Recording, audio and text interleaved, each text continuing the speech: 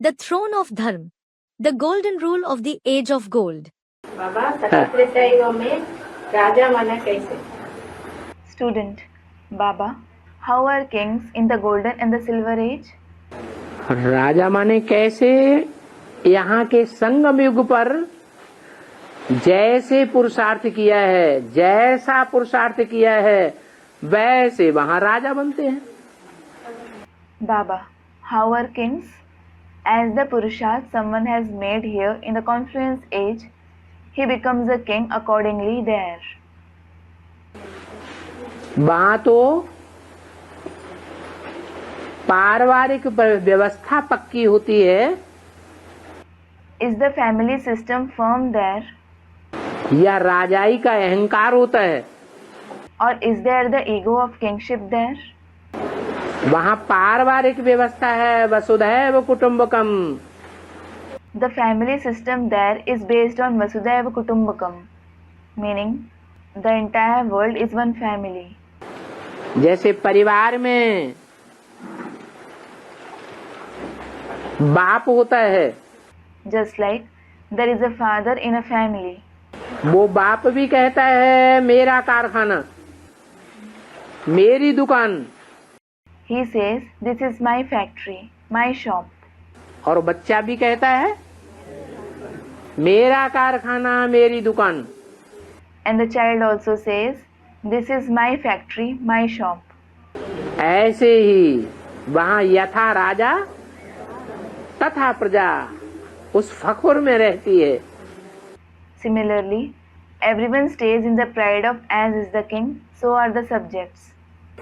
जो राजाएं होते हैं वो प्रजा की ऐसे पालना करते हैं जैसे अपने पेट का पैदा हुआ बच्चा हो। The kings sustain the subjects as if they are the children born through their womb. वो राजाएं सतयुग त्रेता के बुद्ध रूपी पेट को महत्व देते हैं। Do the kings of the golden and the silver age give importance to the stomach-like intellect? या शरीर के पेट को महत्व देते हैं? Or the stomach of the body? ये बुद्ध रूपी पेट से पैदा हुई आत्माएं सतयुग त्रेता की पैदाइश हैं या संगम की पैदाइश हैं? Are the souls born through the stomach-like intellect the progeny of the golden and the silver age or of the confluence age? संगम में अभी प्रजा तैयार हो रही है।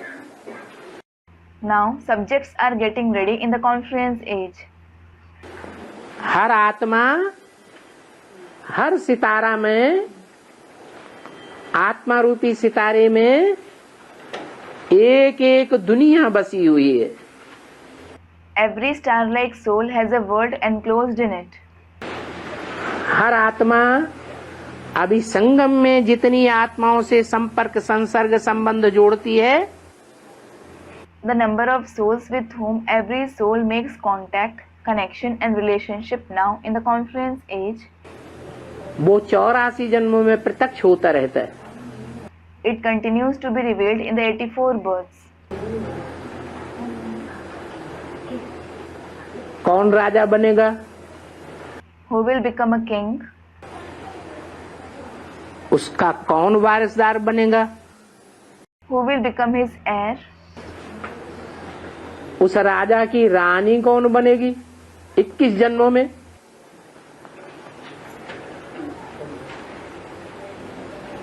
कौन दास दासी बनेंगे? Who will become the queen of that king in 21 births? Who will become his servants and maids? कौन उनके सहयोगी साहूकार बनेंगे? Who will become his helper merchants? वो सब अभी पता चलेगा। You will come to know all that now.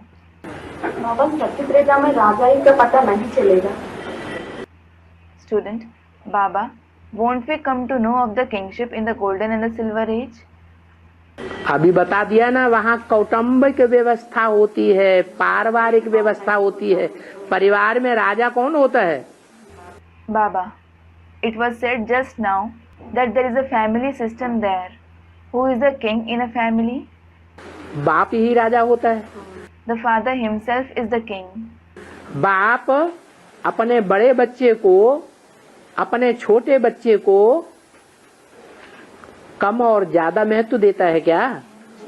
Does a father give less or more importance to his elder or younger son?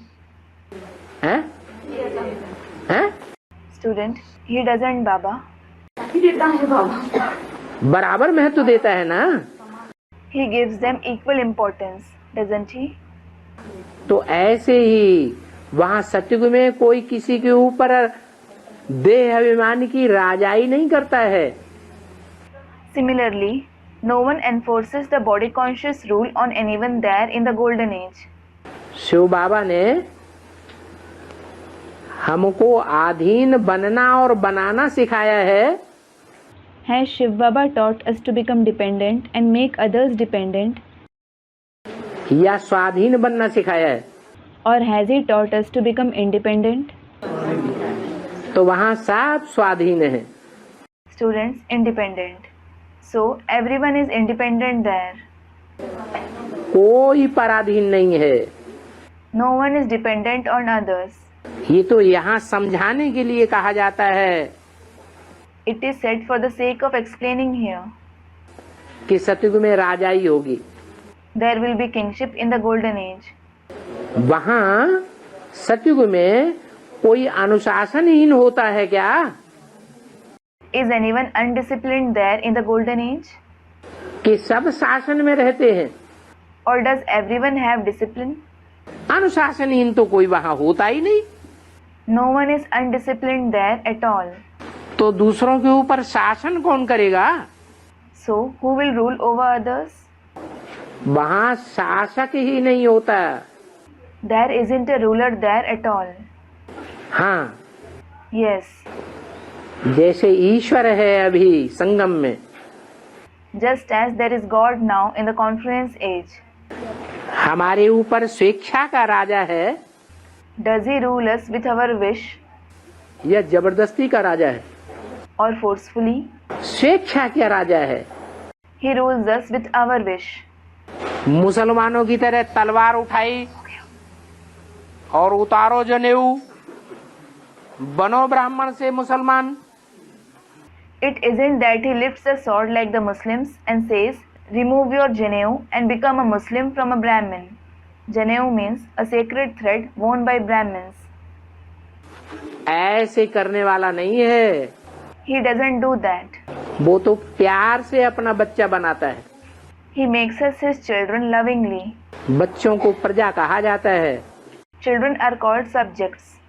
तो वहाँ प्यार की राजाई है। So, there is a kingship of love there. आत्मिक स्थिति की राजाई है।